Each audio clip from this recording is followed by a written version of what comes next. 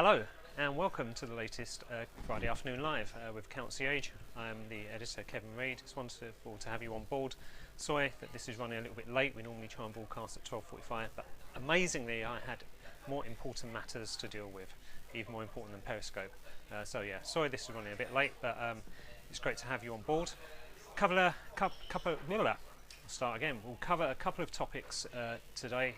KPMG, more of a love-in with the SME community, doing a deal with Metro Bank to provide them with a mixed range of services. We'll also talk a little bit about Volkswagen. We'll touch on that very briefly. But also, the FT have done a big article around the big four firms and their push into the data analytics services line, and so we'll cover that as well. But why don't we start off with KPMG and Metro Bank. So they've created an alliance where Metro Bank clients will be able to access KPMG's services.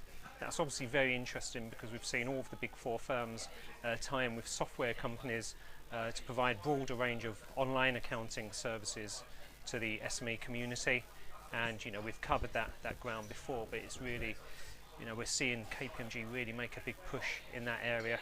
And it does make you think, well, why are some of the other kind of national firms that maybe have a more of an interest in the SME community entering into similar deals? So you know, it's going to be a bit scary, I think, for the practice community. But as I've said before, if you provide a good range of hand-holding services to clients, you need to have an online offering as well, then you should thrive. Obviously we're seeing lots of practices be quite focused in terms of service or sector opportunities, but yeah, just smaller practices have really got to look at what's going on at the top end of the market and make sure that they use their agility but also their mass to provide good services and keep their clients close, because surely that's where you're always going to win out over the big firms who, let's face it, when it gets to the smaller end of the market, they won't be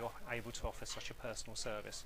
But obviously it's going to be fascinating how that all pans out, and that is moving now on a monthly basis. You know, we're seeing things change, so the smaller practices have to use their agility to move fast and make sure they really understand what they're offering strategically for their clients.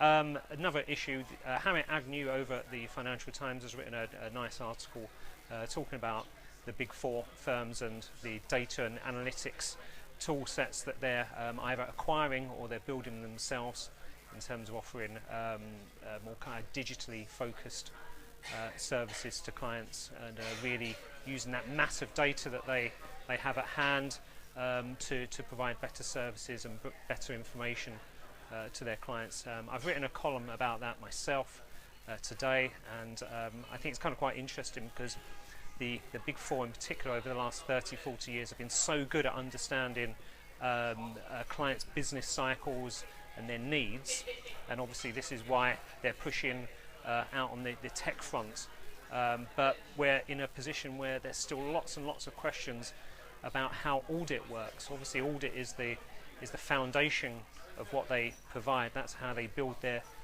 brand, but you know, if they seem to be spending so much time looking at moving into tech-focused services, we still have issues about how audit works. You know, lots of big concerns about whether audit is a valuable service or not, and I personally would prefer them to focus on that rather than looking at just building up other service lines, and obviously around technology related issues. We've seen in the past that the big firms will ditch consulting arms because they become so big that they almost envelop the kind of core accounting, audit and tax services that they provide. So personally I'd like to see more of a focus on dealing with making audit a valuable service, one that is transparent in terms of how it operates and provides value to the capital markets. But moving swiftly on from that rant, you can read more about that online. Just quickly touch on the Volkswagen issue. Obviously massive problems with millions of their vehicles using software that tricks the emissions regulators.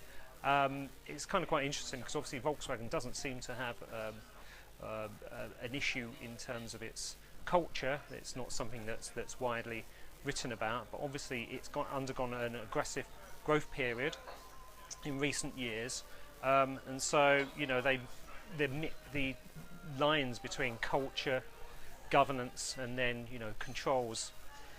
This is where the question is. It obviously seems that at the top end they haven't tried to drive a culture where emissions testing will be falsified, but obviously that's the upshot of the direction of travel that they've set.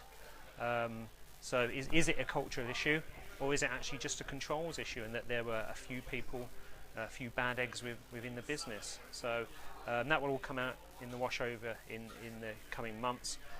Culture, governance, and the role of the CFO in all this is something we've covered quite a lot in Financial Director in recent weeks. So I urge you to go to the Financial Director site and read some of our articles around culture and governance. That's about it. It's been a long week. I need to drink my drink now. I hope you're all in a pub somewhere enjoying yourselves, and have a nice Friday afternoon, a nice weekend, and see you next week.